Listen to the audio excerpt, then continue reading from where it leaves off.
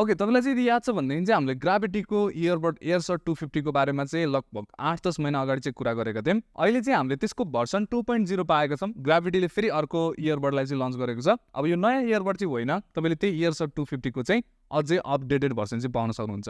के बेटर छ, कति प्राइसमा लन्च भएको छ, अनि यो इयरबडमा चाहिँ तपाईँले अझै बेटर साउन्ड क्वालिटी पाउन सक्नुहुन्छ कि सेमै तपाईँले पाउन सक्नुहुन्छ। आजको भिडियोमा चाहिँ हामी यसकै बारेमा कुरा गर्नेछौँ। आउनुहोस् सबभन्दा पहिला चाहिँ अनबक्सिङको बारेमा कुरा गरौँ। बक्सको चाहिँ मलाई बाहिरपट्टिको कभर चाहिँ अलिकति डिफ्रेन्ट लाग्यो पहिलाको भन्दा, तर तपाईँले फिचर्सहरू चाहिँ धेरै कुरा सिमिलर पनि छ, अलिकति कुराहरू चाहिँ अपग्रेड पनि गरेको छ है। अब मसँग चाहिँ यहाँ 3टै कलर भेरिएन्ट छ। यो खासमा 3टा कलरमा लन्च भएको छ। एउटा ब्ल्याक छ, अर्को व्हाइट छ, अर्को तपाईँले ग्रे पाउन सक्नुहुन्छ। अब मलाई सबभन्दा मनपर्ने ब्ल्याक हो, त्यो भएर चाहिँ म ब्ल्याक खोल्न जाँदैछु।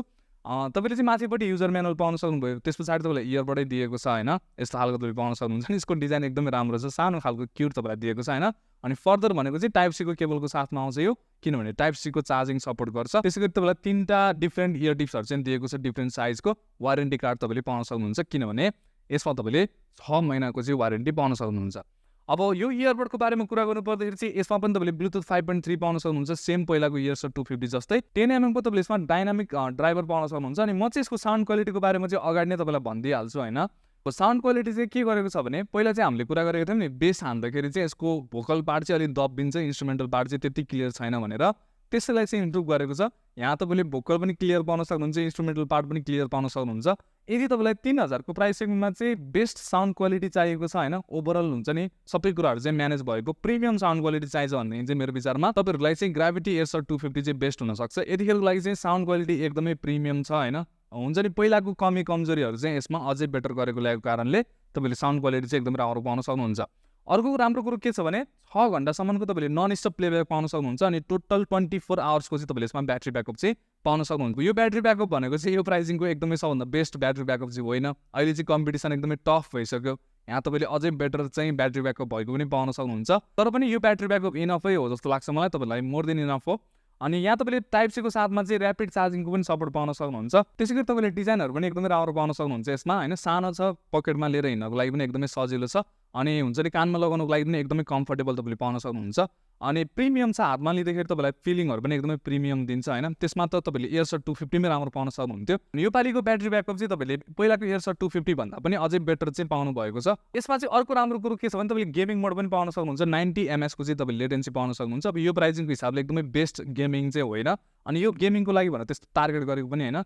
ट्रिपल ट्याप तपाईँले गर्नुभयो भने गेमिङ मोडमा तपाईँले स्विच गर्न सक्नुहुन्छ, हल्का फुल्का गेमिङ गर्न सक्नुहुन्छ। तर त्यस्तो हुन्छ नि हेभी गेमिङको लागि चाहिँ म रिकमेन्ड गर्दिनँ। अनि यो इयरबडको चाहिँ अर्को हाइलाइटिङ फिचर्स भनेको चाहिँ यसमा तपाईँले 4वटा माइक पाउन सक्नुहुन्छ। कलहरू गर्नको लागि चाहिँ तपाईँलाई 4वटा माइक दिएको छ। इच इयरबडमा चाहिँ तपाईँले 2टा माइक पाउन सक्नुहुन्छ।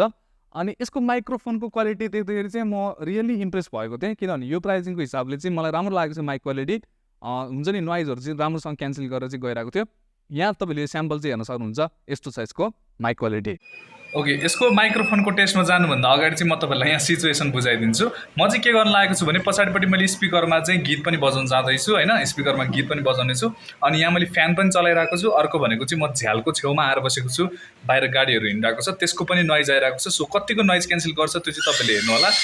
म चाहिँ अब स्टार्ट गर्न जाँदैछु है त। सो यहाँ चाहिँ तपाईँले सायद सुन्न सक्नुहुन्छ होला, मैले स्पिकर पनि बजाइरहेको छु होइन, त्यसको पनि साउन्ड आइरहेको होला। अब चाहिँ म स्विच गर्न जाँदैछु ग्राभिटी एयरसट 250 को चाहिँ माइक्रोफोनमा। यो आवाज तपाईँले सुनिराख्नु भएको छ ग्राभिटी एयरसट 250 को चाहिँ माइक्रोफोनबाट। यदि कलर गर्नुभयो भनेदेखि चाहिँ तपाईँहरूको यस्तो खालको आवाज जानेछ। अनि यदि नोइज क्यान्सल गरिरहेको छ भने चाहिँ राम्रो छ। यहाँ चाहिँ मैले एउटा इम्पोर्टेन्ट कुरा भन्न छुट्याएको छु, स्पिकरलाई अलिक मैले सानो गरिदिएको छु होइन। ग्राभिटीले चाहिँ एप पनि लन्च गर्न जाँदैछ, तपाईँहरूले त्यो एपबाट पनि धेरै फिचर्सहरू चाहिँ पाउन सक्नुहुन्छ। सो यो भिडियो पोस्ट हुँदाखेरि चाहिँ सायद एपको पनि काम भइसकेको हुनेछ। म लिङ्क चाहिँ तल डिस्क्रिप्सनमा राखिदिनेछु। सो तपाईँले चाहिँ इक्वेलाइजर भयो होइन, अरू पनि थुप्रै फिचर्सहरू चाहिँ सायद एपबाट पाउन सक्नुहुन्छ होला। बाँकी रह्यो यो इयरबडको चाहिँ प्राइसिङको बारेमा कुरा गर्नु पर्दाखेरि चाहिँ तपाईँले चाहिँ यो इयरबडलाई लगभग 3200 देखि 3500 को बिचतिर देख्नुहुन्छ। तर अहिले चाहिँ अफर चलिरहेको छ, तपाईँले लगभग 3000 मा चाहिँ पर्चेस गर्न सक्नुहुन्छ। यो 3000 को प्राइसको लागि चाहिँ यो इयरबड नराम्रो चाहिँ होइन, किनभने तपाईँले यसमा राम्रो प्रिमियम साउन्ड क्वालिटी पाउन सक्नुहुन्छ, राम्रो डिजाइन पाउन सक्नुहुन्छ। त्यसैगरी कलहरू गर्नको लागि माइक क्वालिटी पनि एकदमै राम्रो पाउन सक्नुहुन्छ। यी कुरा हेर्ने हो भनेदेखि चाहिँ ब्याट्री ब्याकअप पनि होइन सबै राम्रो छ। प्राइसिङ ठिक छ, तर यो प्राइसिङको हिसाबले चाहिँ हुन्छ नि त्यस्तो धेरै फिचर्स चाहिँ अब अलिकति फेड हुन थालेको छ ग्राभिटीको एयरसट 250। यहाँ चाहिँ तपाईँले एकदमै टफ कम्पिटिसन पाइसक्नु भयो नि त। अरू इयरबडहरूमा हेर्नुभयो भनेदेखि चाहिँ तपाईँले एकदमै धेरै फिचर्सहरू कम्पिटिसनहरू चाहिँ एकदमै हाई भइरहेको छ। सो ग्राभिटीले चाहिँ अब नयाँ इयरबड लिएर आउँदाखेरि चाहिँ अलिकति फिचर्सहरू पनि अझै धेरै बढाएर लिएर आउन सक्यो भनेदेखि चाहिँ धेरै राम्रो हुन्छ जस्तो लाग्यो मलाई। बाँकी यो राम्रो अप्सन छ तपाईँहरू डेफिनेटली यदि लिन चाहनुहुन्छ भनेदेखि अनि साउन्ड क्वालिटी तपाईँलाई राम्रो चाहिएको छ भने यो पनि एउटा तपाईँहरूको लागि राम्रो अप्सन हो सो यति नै छ ग्राभिटी एयरसट 250 भर्सन 2.0 को बारेमा तपाईँलाई के लाग्यो इयरबडको बारेमा अनि यदि तपाईँले चाहिँ एयरसट 250 युज गरिरहनु भएको छ भने कस्तो छ तपाईँहरूको एक्सपिरियन्स मलाई चाहिँ तपाईँले कमेन्ट सेक्सनमा सेयर गर्न सक्नुहुन्छ भिडियो मन परेको छ भने लाइक गर्नु होला त्यसै गरी हाम्रो च्यानललाई तपाईँले सब्सक्राइब गर्नु छैन भने सब्सक्राइब पनि गर्न सक्नुहुन्छ म तपाईँसँग अर्को भिडियोमा भेट्दैछु यो भिडियोबाट चाहिँ बिदा हुन चाहन्छु